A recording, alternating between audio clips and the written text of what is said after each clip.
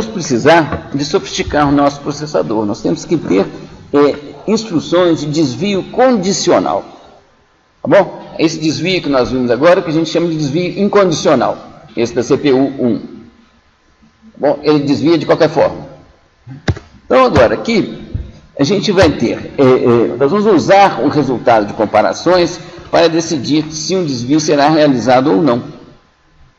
Então, você vai falar assim, desvia se o barramento for maior que o acumulador. Ou desvia se o barramento for menor ou igual ao acumulador. Ou qualquer combinação dessas condições. Então, agora, aqui nós vamos desenvolver um outro programa que ele vai fazer o seguinte. Ele começa, você tem que, antes de começar a simulação, você coloca um valor naquele registrador de entrada.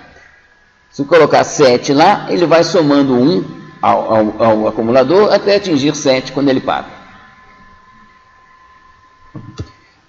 Aqui está o programa para isso aqui. Vamos reparar primeiro aqui a codificação que a gente precisou de fazer também. Então agora a gente tem aqui o literal, desvio e as condições para o desvio. Tá bom? Menor, igual ou maior. Você põe uns aqui, ó, aqui está para desviar só se for maior. Se eu tivesse colocado um aqui, era se fosse maior ou igual. Tá bom? O desvio incondicional teria esses 3 aqui ligados. Bom, mas no caso aqui, o que esse programa faz? Vamos ler só essa parte de cá, gente. Ele armazena a entrada input na posição 3 da memória, ele carrega 1 no acumulador, soma 1 no acumulador, compara, tá vendo aqui, ó, tem uma hora aqui que eu ligo o compare bus, tá bom? Eu liguei esse daqui, tá vendo? O compare CLK. Tá? Eu comparo o conteúdo da posição 3 da memória com o acumulador.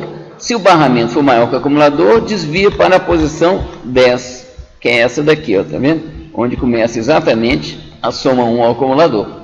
Então ele vai ficar nesse loop até que esse teste aqui falhe, tá certo? Ou seja, ele não realizará esse desvio e aí ele vai continuar sem fazer mais nada. Bom, entenderam aqui a ideia? Se a gente codifica aqui o desvio, é uma instrução de desvio, mas não é para desviar sempre. É para desviar se pelo menos uma dessas condições aqui for atendida. Ou seja, isso daqui significa desviar para o endereço. Aqui, lembrando, aí, gente, é 1010, desviar para o endereço 10 se o barramento for maior que o acumulador. Vamos ver qual complicação que a gente tem para isso daqui. Bom, nós temos que ter desvios condicionais. Né? Condicionais dependendo do valor de uma comparação realizada. Então, a gente tem que ter, aqui na unidade de controle, nós temos que ter essa ligação. Bom, ou seja, o valor do armazenado no registrador de comparação, ele tem que ser uma entrada da unidade de controle. Bom, que aí sim ela vai poder decidir se realiza ou não uma instrução de desvio. E a unidade de controle, ela é isso daqui, que teve várias complicações aqui. Bom, a decisão de desvio vem dessa lógica aqui, que daqui a pouco eu explico. Aqui está conectado com o registrador de comparação, tá bom? Isso aqui é aquele subcircuito, tá bom? Deixa eu mostrar aqui outra vez, lembrando, tá bom? Essa entrada aqui, ó, sai do registrador de comparação e entra aqui, é essa que está aqui embaixo, tá bom? Essa aqui. Aqui, você repara que aqui eu estou desmembrando o cabo da instrução, tá certo? Então aqui são aqueles 3 bits de maior, igual ou menor, tá certo? Que estão aqui nas condições de desvio, tá bom? E essa lógica daqui, vocês já fizeram uma coisa parecida, quer dizer que pelo menos um par concorda, tá? Que é aquele exercício lá. A instrução exige que seja maior, é para desviar se for maior, e o que está no resultado de comparação é maior também? Então vai desviar. Bom, essa é igual se a condição, ou seja, aqui são as condições exigidas no programa, e aqui são as condições verificadas na CPU, como resultado da comparação. Então, se pelo menos um par concordar, o desvio é realizado. Deixa eu apertar aqui o reset. Eu já tenho aquele programa lá, deixa eu colocar aqui aqui, bom, no registrador de entrada. Peraí, deixa eu apertar o reset, talvez estava rápido demais. Vou colocar deixa eu pôr aqui frequência de pulso. 4 Hz aqui. Então, aqui, ó, quando o acumulador atingir 7, deixa eu pôr aqui, diminuir. Quando ele atingir 6, bom, é para parar. Bom, então ele vai zerar. Aqui, ó, ele zera o acumulador.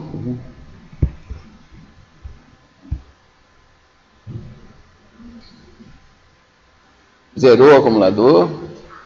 Agora ele vai somando 1. E vocês reparem também nessa parte aqui, gente, tá bom? Ele vai fazendo comparações. Por enquanto o barramento está maior que o acumulador, que é um fator de decisão.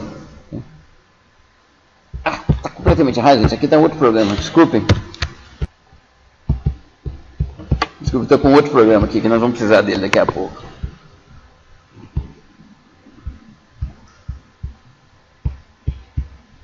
Esse programa aqui faz aquilo que eu falei para vocês.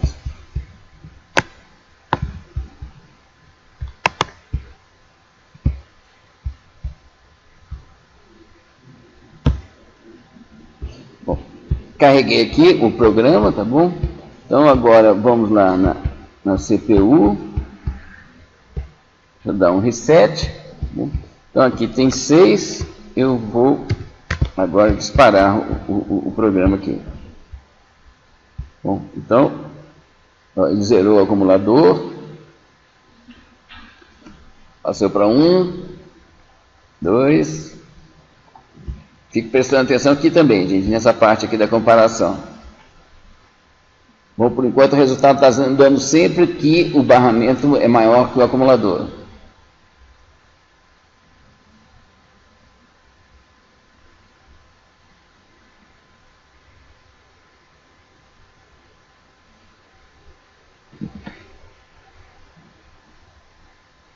Cinco.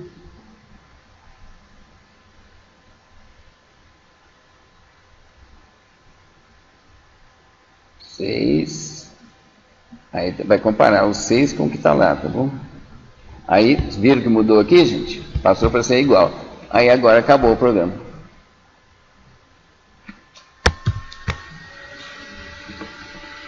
Tá bom? Vamos fazer aqui agora esse outro programa, esse programa que estava sendo executado aqui.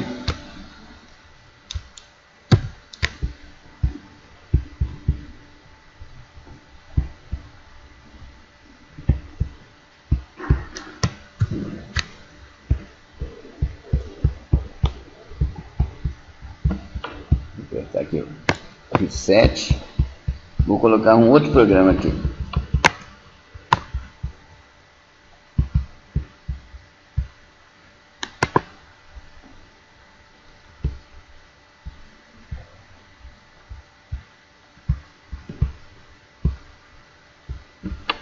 Esse programa aqui, ele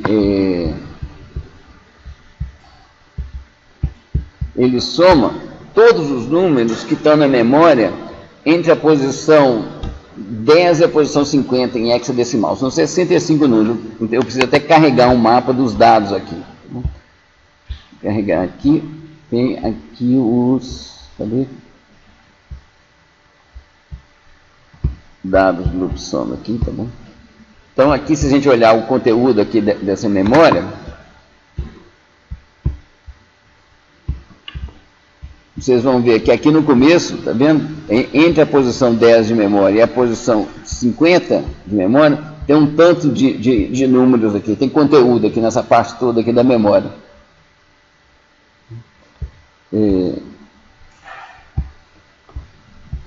Eu vou tirar essa lente aqui que está me atormentando.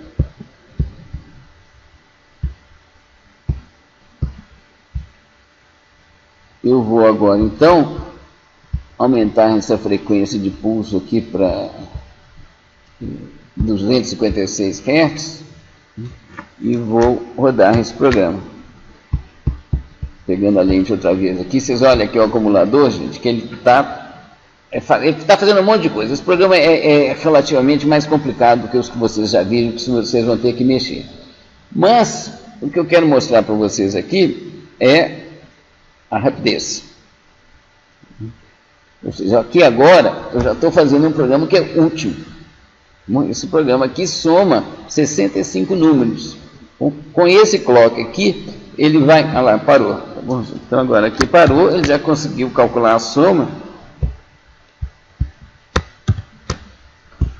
A soma é essa que está aqui, ó, tá bom? A soma disso aqui dá 700, a soma de todos aqueles números. Tá? E foi aqui para o registrador de saída. Bom, que isso é parte do programa que eu fiz aqui. Assim como eu fiz um programa para somar 65 posições, eu poderia ter feito um outro para somar 650 posições, o que for necessário.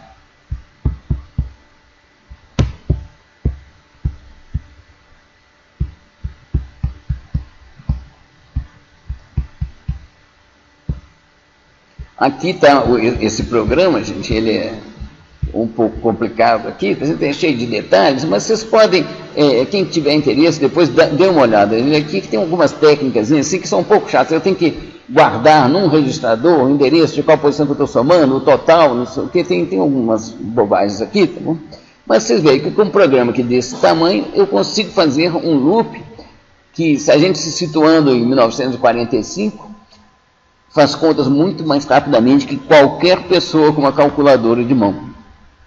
Entendeu? Com um clock compatível com 1945, com tamanho de memória compatível com 1945, isso aqui já faz contas muito mais rapidamente do que uma pessoa conseguiria fazer. Bom,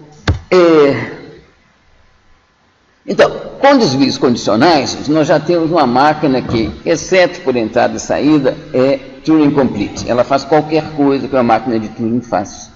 Bom, isso aqui já é um computador que faz qualquer coisa que os supercomputadores fazem, exceto por entrada e saída.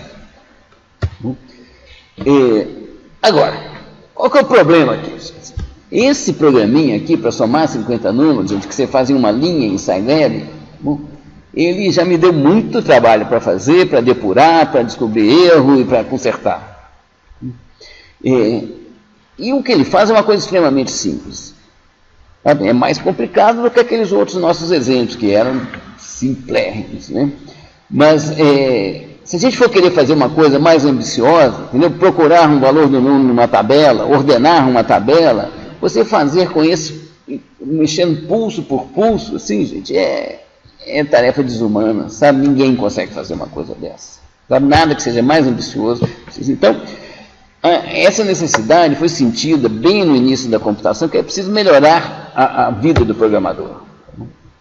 Então, as CPUs reais, falar só rapidamente aqui algumas coisas sobre elas aqui. Bom, um programa é formado por instruções, e cada instrução corresponde a diversas microinstruções. Uma instrução é basicamente aqueles comentários que a gente coloca do lado direito, lá, aquele efeito acumulado. A gente usa quase sempre uma única memória RAM para dados e para programa. Isso não causa nenhuma confusão, não, mas pedagogicamente é mais fácil fazer com uma separada da outra, como eu coloquei aqui. Esse conjunto de microinstruções é fixo, fica gravado numa memória ROM, tá bom?